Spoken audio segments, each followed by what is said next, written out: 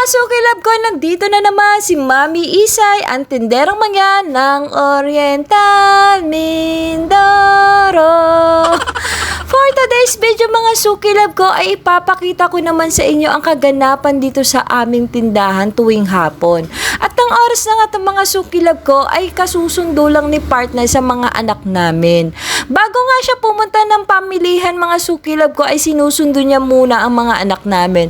Pero pag medyo maaga nga ang alis si partner ay namimili muna siya bago niya sinusundo ang mga anak namin. Nang oras na nga itong mga sukilab ko ay medyo konti lang ang pinamili dito ni partner dahil nga sinundo niya muna yung mga anak namin at saka na lang siya namili uli. Ganito nga ang gawain namin dito mga sukilab ko pagdating ni partner, yung mga pinamimili niya ay ako na talaga ang nag-aayos. Tulad nga ng sinabi ko mga sukilab ko ay talagang may kanya-kanya kaming gawain dito ni partner sa tindahan. Hindi lang sa tindahan mga sukilab ko, ganun na rin dito sa aming bahay. Kasi nga itong pwesto namin mga sukilab ko ay dito na rin kami nakatira. Kaya naman kaming dalawa ay talagang may kanya-kanyang obligasyon dito. Kaya mga sukilab sa mga ganitong klaseng hanap buhay ay kailangan disiplinado ka. Kaya naman kami ni partner ay napakadisiplinado namin sa lahat ng gawain at ganun na rin sa aming oras.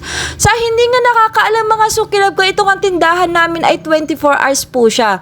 At yun nga mga sukilab ko, dalawa lang kami ni partner ang nagpapatakbo nito. Kaya nga mga sukilab ko, ganun na lang talaga kaimportante sa amin ni partner ng mga oras namin. At ganun na rin sa mga gawain namin. Kaya nga bago matulog ang bawat isa sa amin mga sukilab, ay talagang nagtutulungan muna kami para naman hindi ganun kadami ang gagawin ng bawat isa sa amin.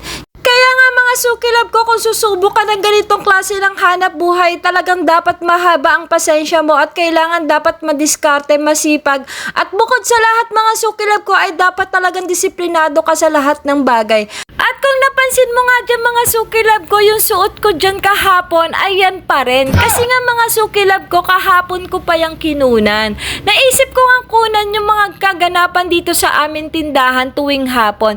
Kaya naman yung suot ko dyan ay ayan pa rin mga sukilab. Baka kasi napapanood ng basher ko itong video ko, baka sabihin, ay si Mami Isay, 2 araw na yung damit, hindi pa rin nagpapalit. Hindi mga sukilab, talagang kinunan ko lang kahapon yung mga kaganapan dito, kaya naman yung damit ko ay ayan pa rin. Kaya wag nyo na yan pansinin mga sukilab, pansinin nyo na lang yung kasipagan dyan ni Mami Isay.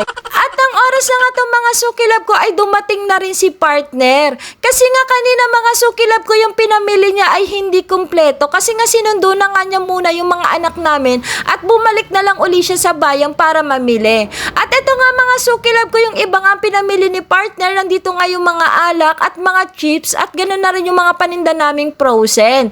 Ang sipag-sipag nga dito ni partner mga sukilab ko at hindi nga siya nagre-reklamo sa lahat ng gawain. Kaya naman si Mami Isay ay hindi na rin nagre-reklamo kahit napapagod. Kasi nga mga sukilab ko, talaga pag sa ganitong business ay kailangan magtulungan kayo mag-partner. At sa hindi nga nakakaalam mga sukilab ko, talagang araw-araw kami namimili dito sa amin tindahan. Hindi nga ako gano'n nag-i-stock ng gano'ng karami mga sukilab ko kasi nga dati nung nag-stock ako ng madami ay halos may mga ibang paninda namin ay muntik na may expire. Kaya nga mga sukilab ko, ang ginagawa na lang namin ni partner ay araw-araw kami namimili. At dahil nga malapit nga ang pamilihan dito mga sukilab ko, kaya okay lang naman na araw-araw kami namimili. At ng oras na nga itong mga sukilab ko ay nagawa pa namin magpa-cute ni partner dito. For today's video mga sukilab ko ay hanggang dito na lang. Sana hindi kayo magsawa. Thank you for watching. Bye-bye!